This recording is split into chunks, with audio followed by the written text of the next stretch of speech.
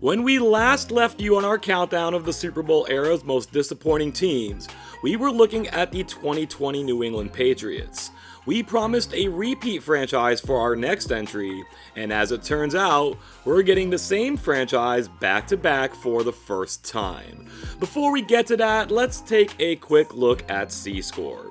C-Score is a metric created by this channel that evaluates every single team of the Super Bowl era beyond just looking at its record.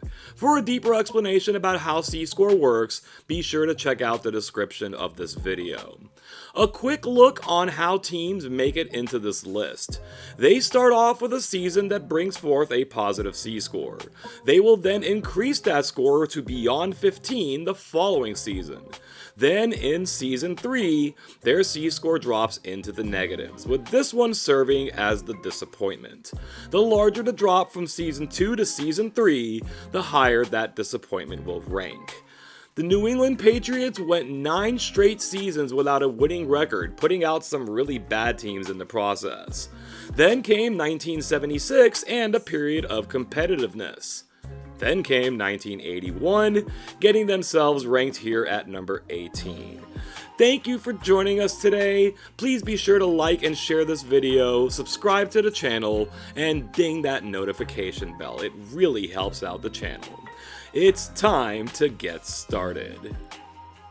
The 1979 New England Patriots put together a solid season, going 9-7 with an excellent plus 85 point differential. That came from their excellent offense, finishing tied for second in the league in points scored. Against a middle-of-the-road schedule, they land a C-score of 11.815. The NFL added a second wildcard team to each conference when they added 2 extra games to the schedule in 1978. That wasn't enough though for the 79 Patriots to make it to the playoffs. Not helping their cause was a highly competitive AFC that was well ahead of the AFC at the time. Also not helping was a 3-game losing streak late in the season that dropped them from a solid 8-4 to a less than stellar 8-7. A win at the end of the season wasn't enough, with 10 wins required to make it to the playoffs. There were plenty of positives to take from the season though. As mentioned, New England scored the second most points in the league, tied with the high-powered San Diego Chargers and trailing the Pittsburgh Steelers by only 5 points. All Pittsburgh did was go and win their 4th Super Bowl in 6 seasons. They scored at least 24 points 11 different times when the league average was just a hair over 20. They cleared 50 points twice. Yet frustration still lingered, going back to their controversial exit from the 1976 playoffs. Over the past 4 seasons, they went 40-20, an exceptional .667 win percentage, but they only made the playoffs twice and didn't have a win to show for it.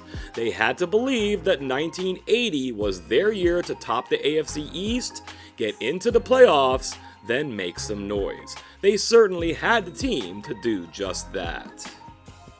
And New England improved across the board in 1980. They moved up to 10-6, increased their point differential to plus 116, and remained the league's second highest scoring team.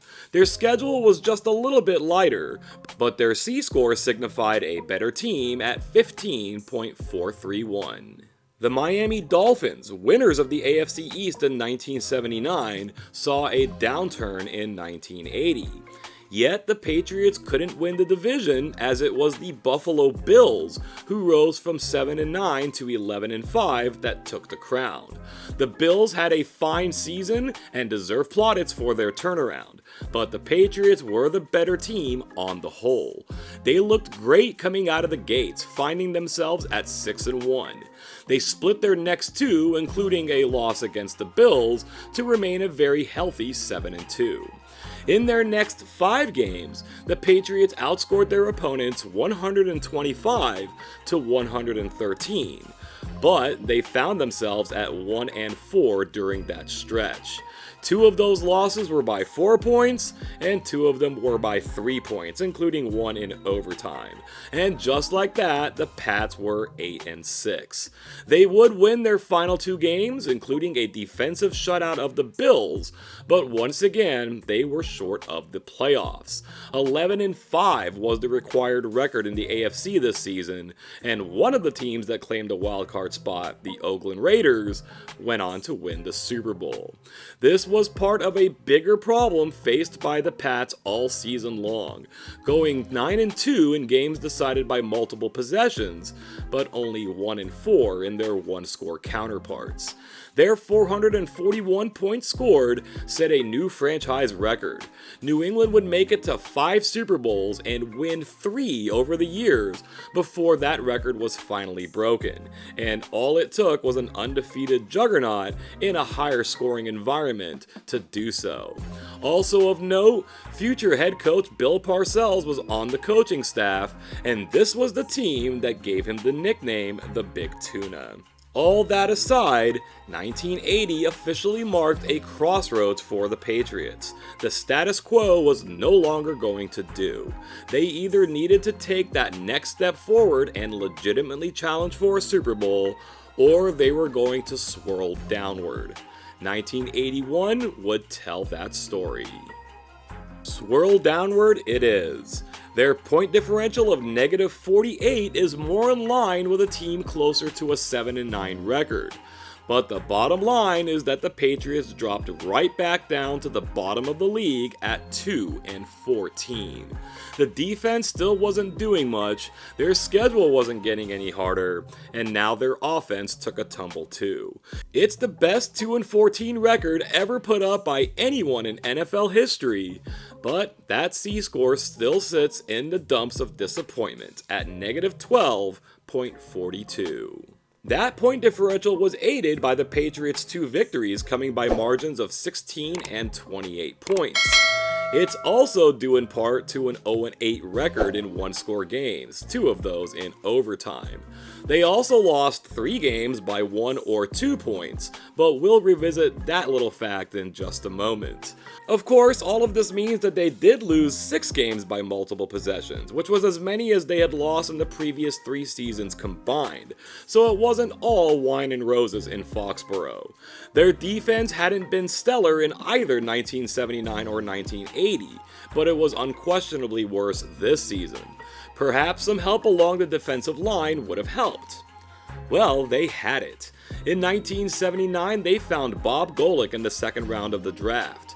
An All-American linebacker in college, Golick didn't fare as well with the Pats, starting only 12 games in 13 seasons. They gave up on him after 1981.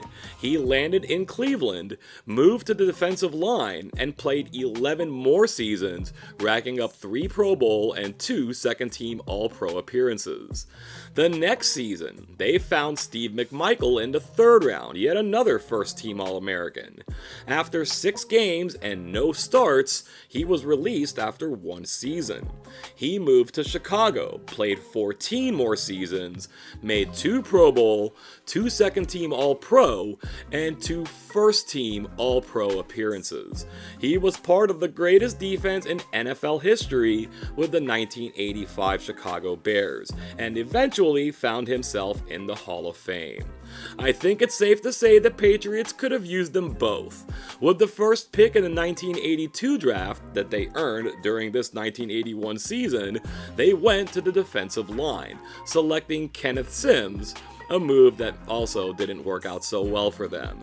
More than anything else though, this 81 season was known for opening the year with a 1-point loss at home to the Baltimore Colts, and ending it with a 2-point loss to those same Colts in Baltimore.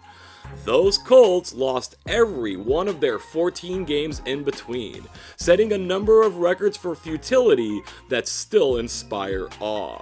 The Patriots single-handedly prevented us from seeing the first ever 0-16 team in NFL history, and those 81 Colts were worthy of the title. So while the underlying numbers for this team aren't altogether bad, the level of infamy associated with them is completely earned. head coach Ron Earhart was shown the door, where he found greener pastures as offensive coordinator for the New York Giants, winning 2 Super Bowls. All in all, a massive disappointment for the 1981 New England Patriots. It was a close call between these two Patriots teams, but the 81 squad edges out the 2020 squad by .035, with their disappointment score of negative 27.851. The negative 28 barrier will be broken by our next entry, a fellow member of the AFC that has yet to see the light of day in this countdown. Be sure to join us next time when we reveal who that will be. After 1981, the Patriots started to make a comeback. They went 500 or better in each of the next 7 seasons, including finally making a trip to the Super Bowl. That happened in the unlikeliest of fashions, and as many of you will know, ended in a drubbing by the single greatest team of the entire Super Bowl era. They were right back to being laughingstocks soon after, and if not for Foxborough Stadium owner and eventual team owner Robert Kraft, they could have gone from being the New England Patriots to the St. Louis Stallions. Imagine that alternate timeline.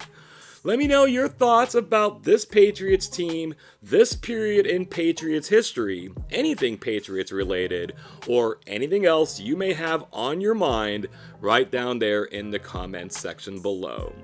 Thank you so very much once again for joining us today, and until next time, I hope you have an awesome day.